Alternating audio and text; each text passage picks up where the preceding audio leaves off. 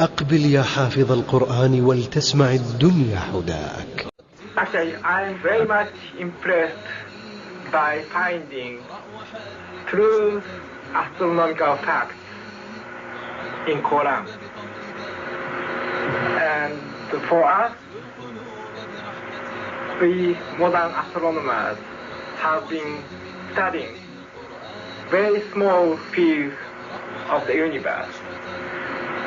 We concentrated our efforts for understanding of very small parts, because by using telescopes we can see only a very few parts of the sky without thinking whole the universe.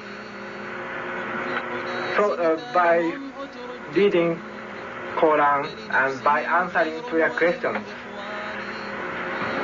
I think I can find my future way for investigation of the universe.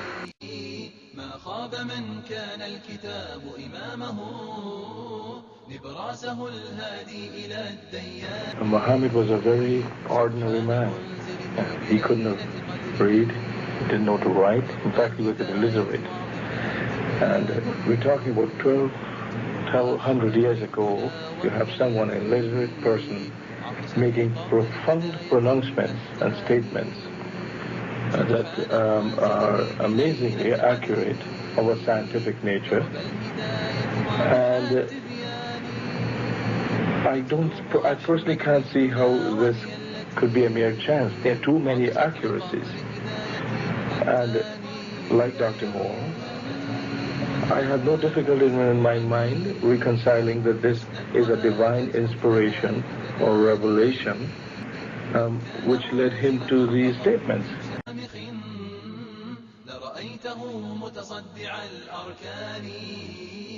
يا حافظ القرآن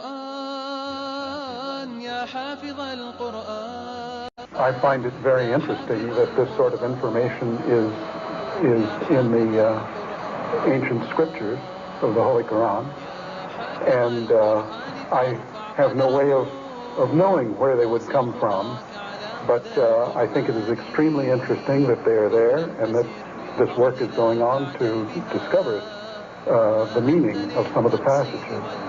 Well, I would think it must be the divine being.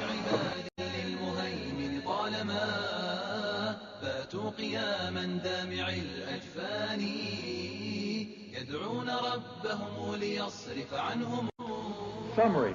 The Quran describes not only the development of external form, but emphasizes also the internal stages, the stages inside the embryo of its creation and development, emphasizing major events recognized by contemporary science. Thank you for your attention.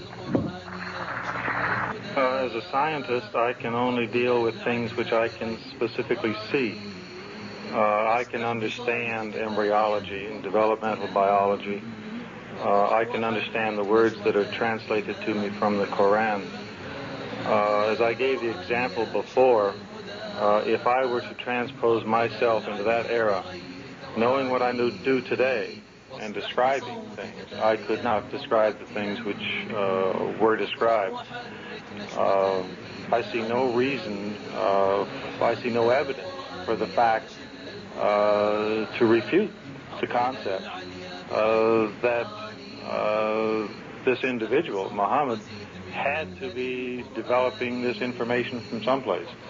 So I see nothing here in conflict with the concept that divine intervention was involved in what he was able to do.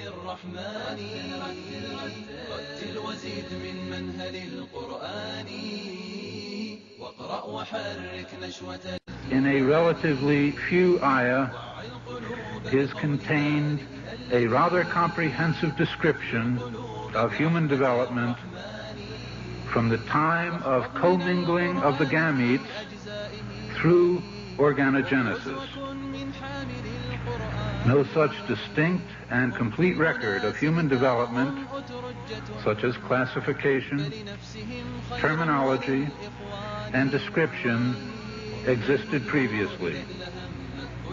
In most, if not all instances, this description antedates by many centuries the recording of the various stages of human embryonic and fetal development recorded in the traditional scientific literature. درب الهداية واضح التبيان يتلوه أحمد للدنا وهي التي عطشت لقطر هداية هتاني سبحان منزله. Professor Moore was also elected to the membership of the Royal Medical Association of Canada, the International Academy of Cytology, the Union of the American Anatomists, and the Union of North and South American Anatomists. Professor Moore has published many books on clinical anatomy and embryology. 8 of them are used as reference works in medical schools and have been translated into 6 languages, namely Italian, German, Portuguese, Spanish, Greek, and Chinese. It has been a great pleasure for me to help clarify statements in the Quran about human development. It is clear to me that these statements must have come to Muhammad from God or Allah, because almost all of this knowledge was not discovered until many centuries later. This proves to me that Muhammad must have been a messenger of God or Allah. عطشت لقطر هداية هتاني وزهت بنبت زروعه حسنا وآتت أكلها بتداني. It follows, I think, that not only is there no conflict between genetics and religion, but in fact religion guides science by adding revelation to some of the traditional scientific approaches. That there exist statements in the Quran shown centuries later to be valid would support knowledge in the Quran having been derived from God. Thank you very much. فارفع قدره واصل خطاك على هدى القرآن هونا فسير في الأرض لا تعجل بها. Thinking of many of these questions and thinking where Muhammad came from, he was after all a Bedouin. I think it is almost impossible that he could have known about things like the common origin of the universe, because scientists have only found out within the last few years with very complicated and advanced technological methods that this is the case.